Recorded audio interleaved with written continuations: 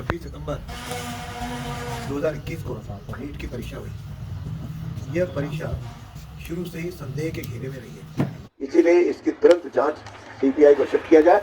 इसे अशोक गहलोत प्रतिष्ठा का प्रश्न न बनाए कि राजस्थान के 16 लाख बच्चों के साथ जीवन के साथ खिलवाड़ है। तक एसओजी या सीबीआई तक जहाँ जाती है, पूरी रिपोर्ट नहीं आती, तब तक रिक्रूटमेंट रोका जाना चाहिए। ये न्याय की जानने के दूसरी जो नीट की परीक्षा है, इसको तुरंत रोका जाए और बोर्ड से छीन करके किसी दूसरी एजेंसी को दिया जाए। तो ये भी पता लगाया जाना चाहिए कि किस मंत्री के, किस आईएएस के कहने से कलकत्ता के फर्म को टेंडर मिला। और यह भी कहा जा रहा है कि जो वह टेंडर का मालिक है कलकत्ता की फर्म का, उस फर्म ने कई बार जयपुर आकर के मंत्री जी से मुलाकातें की हैं।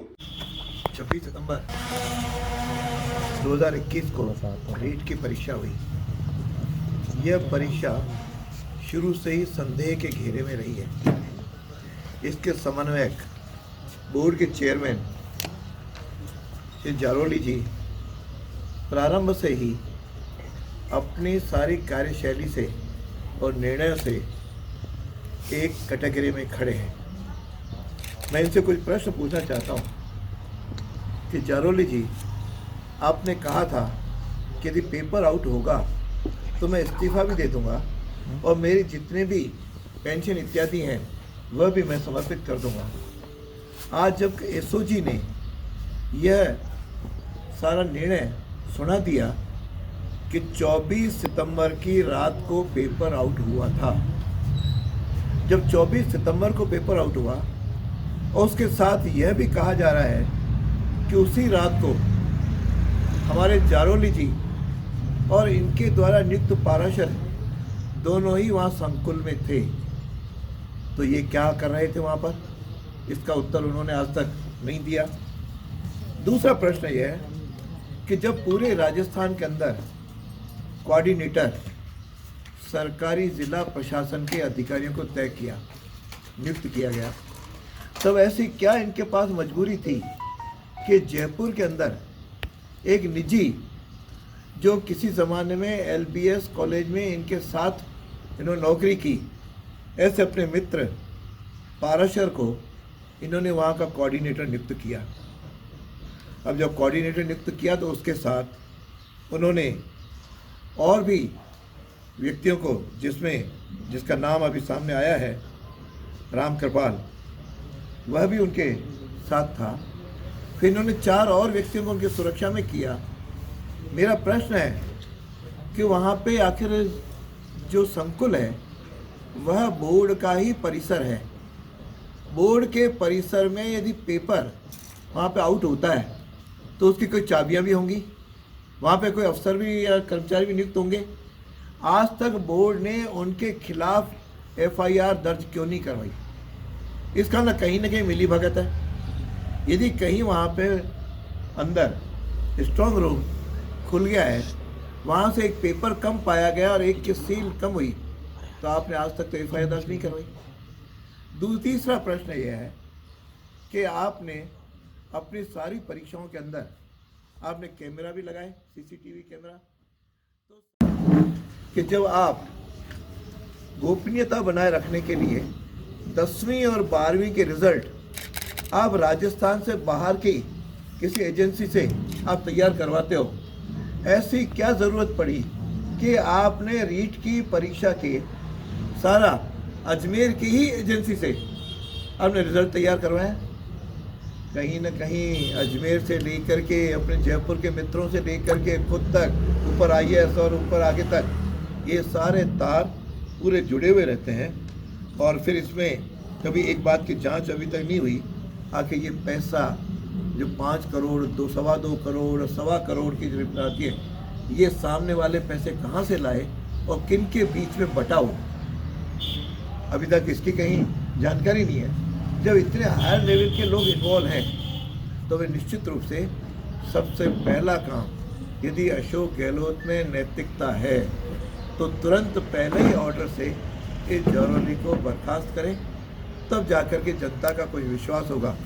नहीं तो कहीं ये तार मुख्यमंत्री आवास तक भी जाएं तो शायद अतिशयोक्ति नहीं होगी। इतना मुझे सबमिट करना था। और सबसे बड़ी बात जो मैंने प्रारंभ में कही कि ये पेपर लीक यह साधारण विषय नहीं है। राजस्थान के 16 लाख बच्चों के जीवन के साथ खिलवाड़ है। और आपने फटाफट परीक्षा परिणाम किया, नियुक्ति के अब प्रक्रिया आपने शुरू कर दी, कहीं इसकी प्रतीक्षा भी नहीं की कि ज़रा एसओजी की रिपोर्ट आ जाए। और अब तक तो 35 लोग गिरफ्तार हुए हैं, लेकिन अब तक पता नहीं इन एसओजी ने या बाकी लोगों ने कितने लोगों को बचाया। तो ये सारे के सारे, क्योंकि सबसे पहले भजन लाल, उदाराम, ये तो केवल एक खिलाड़ी सामने आए हैं, लेकिन इनसे किसने पेपर लिया है अभी तक तो केवल एक ही नाम केवल भजन लाल का आया। लेकिन ऐसा कहा जा रहा है कि उसने, उदाराम ने 7 लोगों को पेपर दिया, बाकी वो 6 लोग कौन थे जिसका अभी तक पता नहीं लगा। तो इस प्रकार की सारी कड़ियों से कड़ियाँ जुड़ाने पर लगता है कि पूरे का पूरा दोषी बोर्ड का चेयरमैन है, इनकी पूरी टीम है। इन्हें तुरंत इसके खिलाफ कार्रवाई की जाए। अभी तो एसओजी बोर्ड ऑफिस तक पहुंची है, लेकिन वह दिन शायद जल्दी आएगा कि जब बोर्ड के चेयरमैन एसओजी के दफ्तर में होंगे, तब जाकर के कहीं निर्णय की स्थिति बनेगी। वैसे तो कांग्रेस पूरी तरह पूरे अपराधों के जनक है। इसलिए पहले भी डोटासरा जी या दूसरे मंत्री अपने शांति धारीवाल, इनके कई फोटो अपराधियों के साथ अखबारों में छप चुके हैं। इसीलिए यह जो मैंने कहा कि इसमें मंत्री जी, आईएएस, बोर्ड का चेयरमैन, इनकी पूरी टीम कहीं ना कहीं एक साथ जो जुड़ाव है, तो ये भी पता लगाया जाना चाहिए कि किस मंत्री के, किस आईएएस के कहने से कलकत्ता के फर्म को टेंडर मिला। और यह भी कहा जा रहा है कि जो वह टेंडर का मालिक है कलकत्ता की फर्म का, उस फर्म ने कई बार जयपुर आकर के मंत्री जी से मुलाकातें की हैं। तो किस मंत्री से की? निश्चित रूप से शिक्षा से जुड़ा मुद्दा है, तो इस संदेह के घेरे में आता है कि यह डोटासरा जी से ही निश्चित रूप से मिले होंगे। तो इस प्रकार का मिली भगत पूरा सर्कल, तो एसओजी पे चूँकि सरकार के पार्ट है तो सरकार का दबाव भी होगा और बड़े बड़े लोगों के तार जुड़े, इसीलिए इसकी तुरंत जांच सीबीआई को शिफ्ट किया जाए। इससे अशोक गहलोत प्रतिष्ठा का प्रश्न न बनाए कि राजस्थान के 16 लाख बच्चों के साथ, जीवन के साथ खिलवाड़ है। पहले भी जब से ये सरकार आई है तब से पेपर आउट की श्रृंखला तेज़ी से बढ़ी है। तो मैं समझता हूँ कि इसके खिलाफ तुरंत कार्रवाई की जाए, तब बच्चों को भी राहत मिले और दूध का दूध, पानी का पानी हो सके।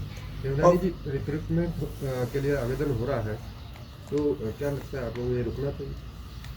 मेरे ध्यान में कि दूसरी जो रीट की परीक्षा है, इसको तुरंत रोका जाए और बोर्ड से छीन करके किसी दूसरी एजेंसी को दिया जाए। नहीं, रिक्रूटमेंट के लिए आवेदन लिया, रिक्रूटमेंट तुरंत रोका जाए। जब तक एसओजी या सीबीआई तक जांच जाती है, पूरी रिपोर्ट नहीं आती, तब तक रिक्रूटमेंट रोका जाना चाहिए। ये न्याय की है। और वैसे भी कहीं भी कोई जांच होती है तो जो अधिकारी कुर्सी पे होता है उसको जांच होने तक तो हटाया ही जाता है। तो ऐसी क्या सरकार की मजबूरी है कि जो इनको नहीं हटाया जा रहा है? तो क्या इस पूरी प्रक्रिया को आप शून्य कराना चाहते हैं? निश्चित रूप से ये रीट की जो परीक्षा है, मैं अभी तो 31,000 का सिलेक्शन होगा, लेकिन 15,69,000 जो दूसरे बच्चे हैं उनको न्याय मिले, इसके लिए आवश्यक है कि पूरी ये रीट की परीक्षा निरस्त होकर के दोबारा की जाए। और दूसरे क्योंकि समय यूपी गवर्नमेंट ने इसमें बढ़िया उदाहरण प्रस्तुत किया। परीक्षा में जब आरोप लगे, परीक्षा निरस्त करा के 2 महीने के अंदर वापस परीक्षा करवा दी। अब आप मई जून में परीक्षा करवाने जा रहे हो, उसके साथ ये परीक्षा दोबारा की जा सकती है, तथा ये परीक्षा तो निरस्त की जानी चाहिए। ठीक।